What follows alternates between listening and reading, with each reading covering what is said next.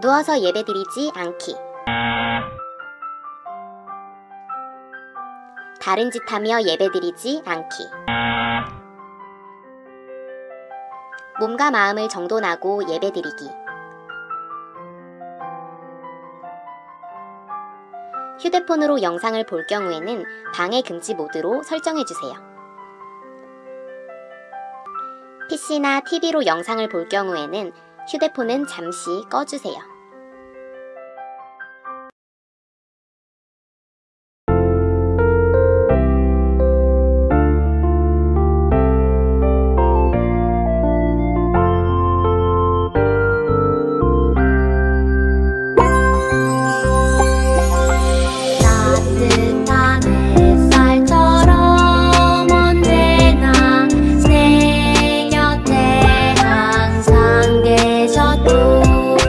제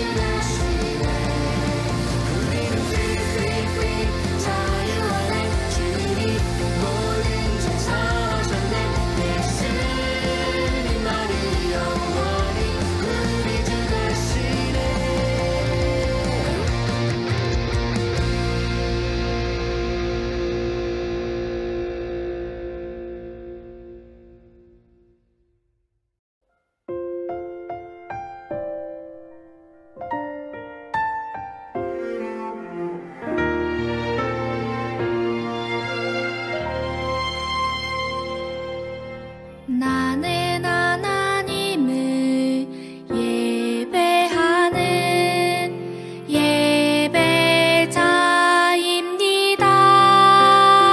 예배자입니다. 내가 서 있는 곳 어디서나 하나님을 예배합니다. 내 영혼 거룩한 은혜를 향하여 내 마음 완전한 하나님 향하여 이곳에서 바로 이 시간 하나님을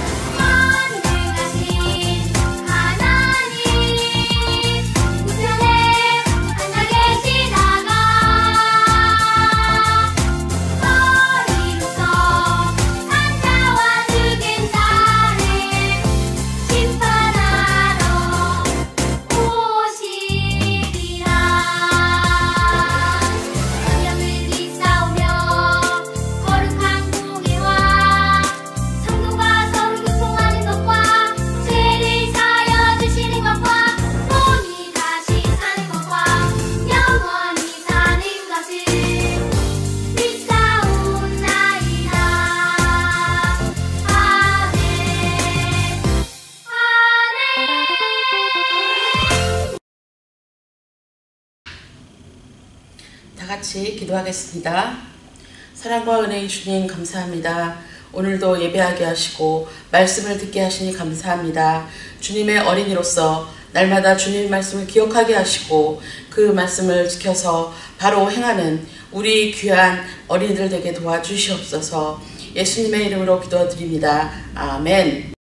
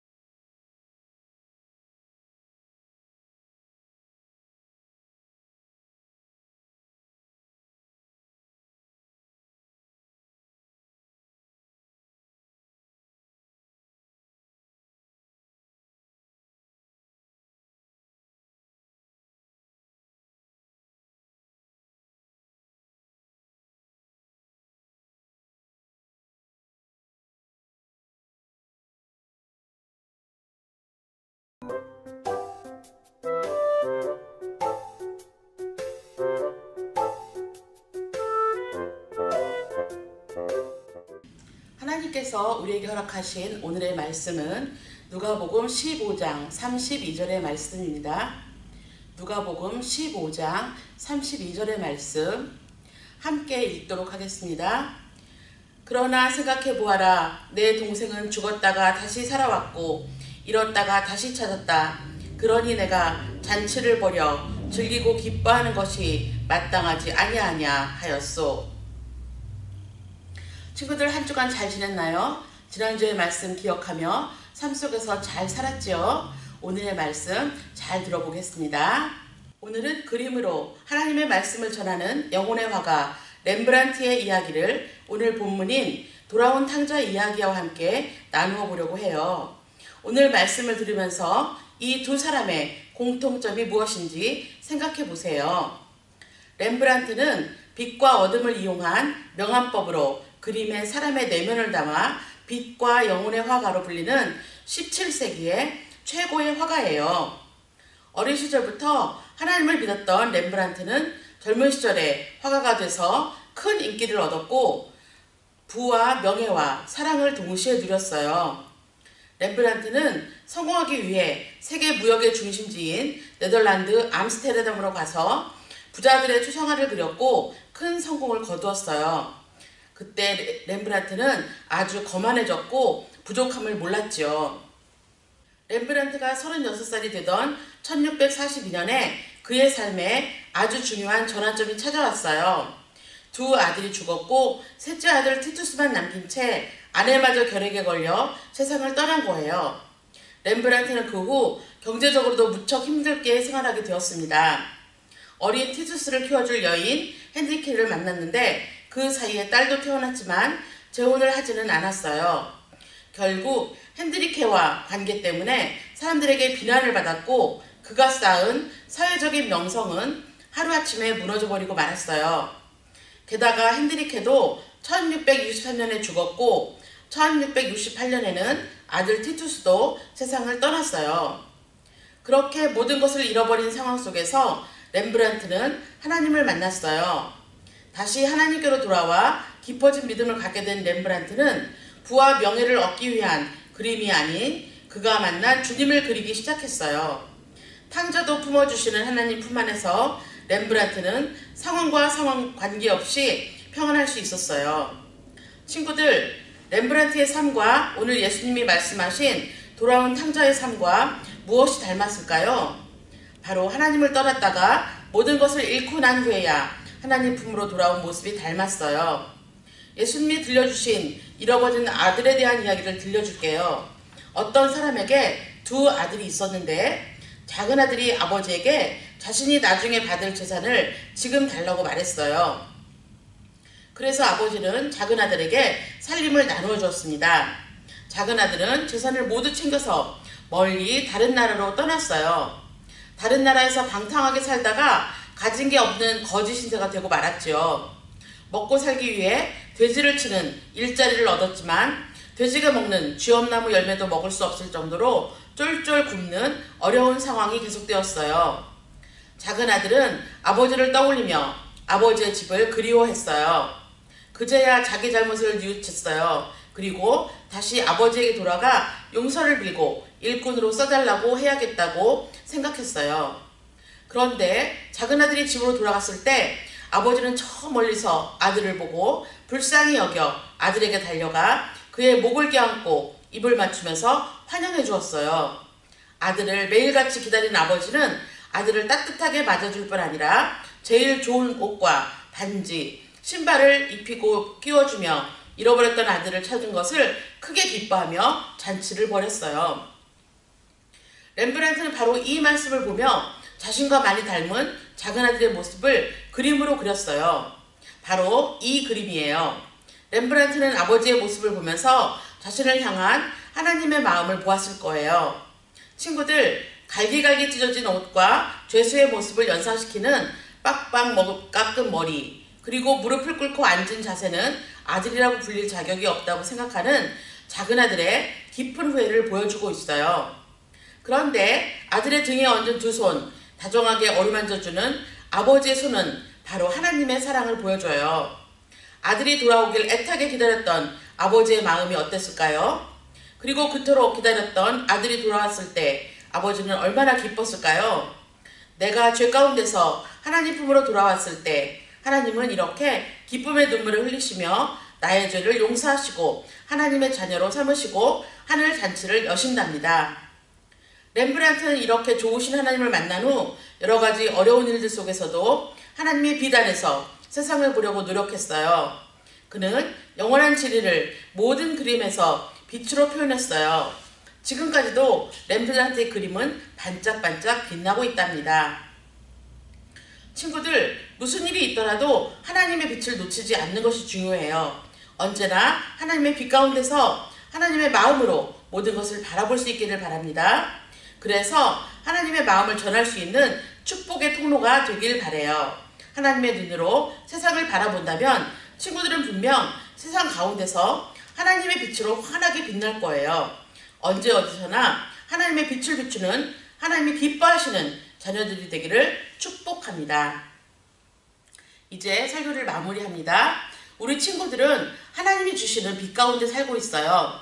우리 친구들이 그 빛을 받아서 더욱더 그 빛이 반짝반짝 빛나도록 주님의 말씀에 충성하고 그 말씀대로 살아간다면 하나님께서 더 우리 친구들을 빛나는 친구들로 만들어 주실 거예요. 이제 빛으로 나아가고 빛으로 다른 사람들로 밝혀주는 우리 친구들이 되기를 주님의 이름으로 축원합니다.